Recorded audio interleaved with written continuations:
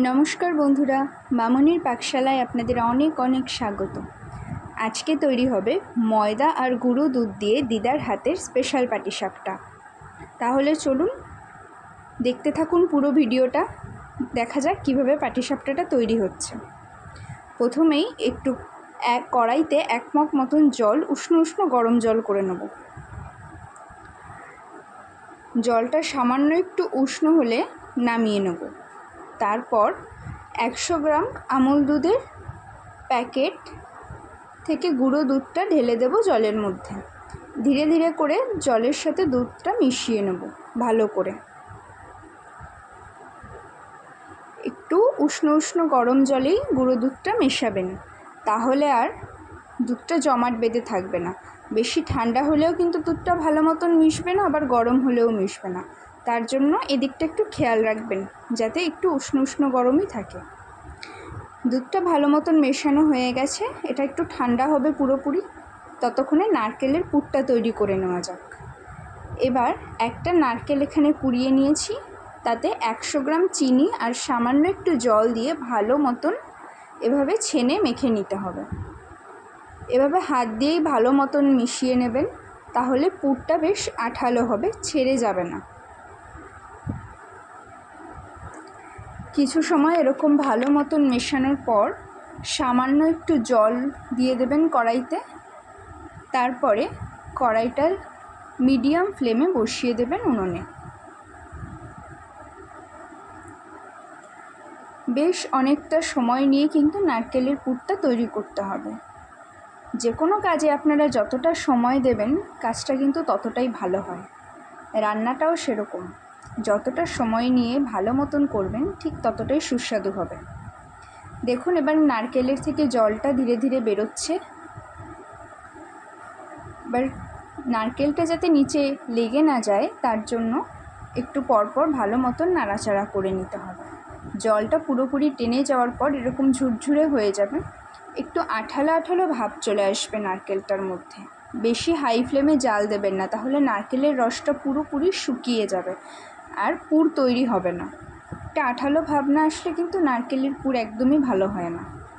দেখুন দেখেই বোঝা যাচ্ছে নারকেলের থেকে যে তৈলাক্ত ব্যাপারটা হয় সেরকম হয়ে গিয়ে পুরটা কিন্তু আমাদের রেডি হয়ে গেছে। এবার নামিয়ে এক জায়গায় এরকম ভালো মতন রেখে দেব, ছড়িয়ে রাখবেন না, তাহলে নারকেলটা ঝুরঝুরে হয়ে শুকিয়ে যাবে, পুর আর তৈরি হবে না।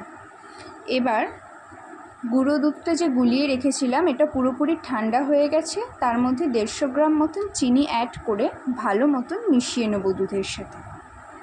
এখানে হাত দিয়েই মিশিয়ে নিচ্ছি, আপনারা চাইলে যে কোনো চামচ দিয়েও মিশিয়ে নিতে পারেন, তবে এক্ষেত্রে হাত দিয়ে মেশালেই ভালো হবে ব্যাটারটা। এবার সামান্য একটু লবণ অ্যাড করে নেব। আপনারা অবশ্যই পরিমাণ মতন লবণটা দেবেন, এখানে সামান্যই আমরা ব্যবহার করেছি। এবার চিনিটা ভালো মতন মেশানো হয়ে গেলে একটা গোল বাটি নেব যাতে 250 গ্রাম মতন ময়দা ধরে। এরকম সাইজের একটা গোল বাটি নিয়ে তার মধ্যে 250 গ্রাম ময়দা আমি নিয়েছি। এটা আস্তে আস্তে ঢেলে দেবো দুধের মধ্যে, তারপর ভালো মতন মিশিয়ে নেব ব্যাটারটা। পাটিসাপটা তৈরির জন্য যদি ব্যাটারটাই ঠিকঠাক মতন তৈরি না হয় তাহলে কিন্তু পিঠা একদমই ভালো হবে না, কড়াইতে লেগে যাবে বা সুস্বাদু হবে না। এবার ভালো মতন এটাকে হাত দিয়ে মিশিয়ে নিতে হবে যাতে কোনো দানা দানা ব্যাপার না থাকে। বেশ অনেকটা সময় ধরে পাটিসাপটার ব্যাটারটা মিশিয়ে নেওয়ার পর দেখুন একদমই ময়দার দিয়ে যেহেতু তৈরি করছি একদমই পাতলা করবেন না, এরকমই মিডিয়াম ঘন টাইপের হবে ব্যাটারটা, তাহলে আর কড়াইতে একদমই লেগে যাবে না পিঠা বানানোর সময়। দেখুন কতটা ঘন হয়েছে, ঠিক এতটা পরিমাণে ঘন তৈরি করবেন ব্যাটারটা। এবার কড়াইটা গরম হতে দিয়ে সর্ষের তেল একটু সারা কড়াইতে মাখিয়ে নেব যাতে পিঠেটা ভালো মতন ওঠে। এবার এক হাতা করে কড়াইতে দিয়ে দেব ব্যাটারটা, তারপর 3-4টে রাউন্ড দিয়ে দিন, যেভাবে আপনাদের ইচ্ছে হয় শেপ তৈরি করার জন্য। এরকমভাবে লম্বা করে 3-4টে রাউন্ড দিয়ে দিন, তারপর বসিয়ে দিন কড়াইতে, যাতে ভেতরটা ভালো মতন টেনে যায়, কাঁচা না থাকে। কিছুটা সময় দিন, একদম অল্প আঁচে হতে দিন। এবার নারকেলের পুরটা দিয়ে দেবো এর মধ্যে। নারকেলের পুরটা দিয়ে দেওয়ার পর একটা চামচ দিয়ে একদম রাউন্ড করে ছোট ছোট সাইজের বানিয়ে নিন পাটিসাপটা। দেখুন কত সুন্দরভাবে পিঠাটা উঠে গেছে, একটুও লেগে যায়নি বা উঠাতেও কোনো রকম কোনো ঝামেলা হয়নি। এভাবেই আবার কড়াইতে তেল দিয়ে আবার এক হাতা করে ব্যাটারটা দিয়ে এরকম ঘুরিয়ে কিছুটা সময় হতে দিন। তারপরে একটু ভেতরটা ভাজা হয়ে গেলে তারপর নারকেলের পুর দিয়ে আবার এরকম উঠিয়ে কিছু সময় নাড়াচাড়া করে আবার তুলে নিন পিঠা। এভাবেই আপনারা তৈরি করে নিতে পারেন একদম অল্প সময়ে ময়দা আর গুঁড়ো দুধ দিয়ে এরকম অসাধারণ সুস্বাদু পাটিসাপটা পিঠা। এভাবে পাটিসাপটা পিঠা তৈরি করতে কিন্তু কোনো রকম ঝামেলা নেই, আপনারা যখন ইচ্ছে ঘরে এরকমভাবে বানিয়ে নিতে পারেন।